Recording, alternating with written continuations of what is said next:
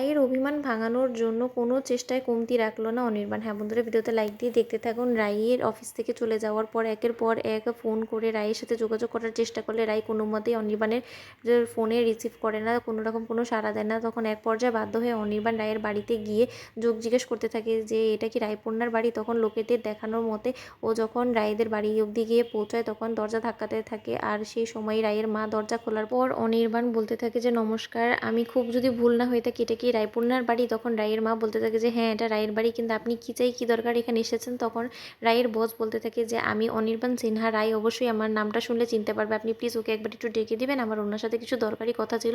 তখন এটা শোনা মাত্র রায়ের মা বলতে থাকে ও আপনি তাহলে মানে সেই বস, সেই মানুষটা যার কারণে কিনা আমার সংসারে এত অশান্তি, আমার সমাজে মুখ দেখানো লায়ক ছাড়েনি, এই আপনিই সে। আপনার সাথে দেখা হয়ে বেশ ভালোই হলো, কারণ আপনার সাথে কথা বলাটা আমার অনেকটা দরকার হয়ে পড়েছিল। আমি তো ভাবছিলাম যে আপনার কাছে গিয়ে একবার আপনার সাথে সাক্ষাৎ নিব, কারণ আপনার সাক্ষাৎকারের জন্যই তো আমি অপেক্ষা করেছিলাম যে কত তাড়াতাড়ি আমার মেয়ে আপনারই চাকরিটা ছাড়বে, নয়তো বা আমরা তো সমাজে মুখ দেখানো লায়ক থাকতাম না, তাই না। তখন অনির্বাণ বলতে থাকে যে আপনি কী বলার চেষ্টা করছেন, আমি আপনার কথাটা ঠিক ক্লিয়ারলি বুঝতে পারলাম না, কিন্তু তা সত্ত্বেও আমি বেশ বুঝতে পারছি যে আপনার হয়তো বা আমার প্রতি খুব একটা ক্ষোভ জমে আছে। আমি বুঝতে পারছি যে হয়তো বা রায়কে আমি যে পরিমাণে অপমান করেছি তার জন্য হয়তো বা আপনি এরকম করে চটে আছেন আমার উপরে, তাই তো। তখন রায়ের মা অবাক হয়ে অনির্বাণের দিকে তাকিয়ে থাকার বলতে থাকে আপনি আমার মেয়েকে কী অসম্মান অপমান করেছেন, আমি কিছু বুঝতে পারছি না, কিসের কথা বলছেন আপনি।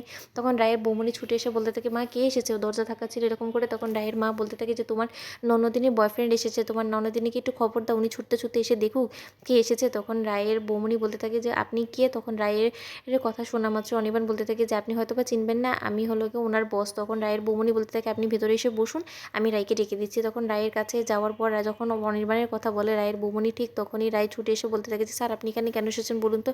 তখন রায়ের মা বলতে থাকে তুমি ন্যাকা সাচ্ছ রায়, তুমি জানতেই না যে উনি যে বাড়িতে আসবে, আর তুমি এখন আমাদের সামনে এমন ভান ধরছো যে তুমি কোনো কিছু জানতেই না। তখন রায় বলতে থাকে যে মা দোহাই লাগে তোমার, তুমি প্লিজ ওনার সামনে অন্তত সব শুরু করে দিও না, আমি তোমাকে বলছি তুমি বিশ্বাস করো, আমি কোনো মতে জানতাম না যে উনি আসবে এখানে, আর উনি আসলেই বা কি, আমি তো এটাই বুঝতে পারছি না উনি আমার বাড়ির ঠিকানা কোথা থেকে পেলো। তখন রায়ের এই কথা শুনে অনির্বাণ বলতে থাকে যে রাই প্লিজ আপনি ঘাবড়াবেন না, আপনি একটু শান্ত হন, আমার কথাটা একটু শান্ত হয়ে বোঝার চেষ্টা করুন। আমি আপনার ওই রেজিস্টার থেকে আপনার বাড়ির অ্যাড্রেস নিয়ে এখানে অবধি এসেছি, অনেক কষ্ট করে এসেছি, প্লিজ রাই আপনি আমাকে খালি হাতে ফিরিয়ে দেবেন, আপনি আমার কথাটা শুনুন। তখন রায়ের দাদাভাই এসে বলতে থাকে যে আপনি কী বলার চেষ্টা করছেন বলুন তো। ও আচ্ছা, আপনি আজকে এখানে চলে এসেছেন রাই আপনার বাড়ি অবধি যায়নি দেখে। তখন অনির্বাণ বলতে থাকে যে উনি তো কোনোদিন আমার বাড়িতে যায়নি, আপনারা হয়তো বা আমাকে ভুল বুঝছেন।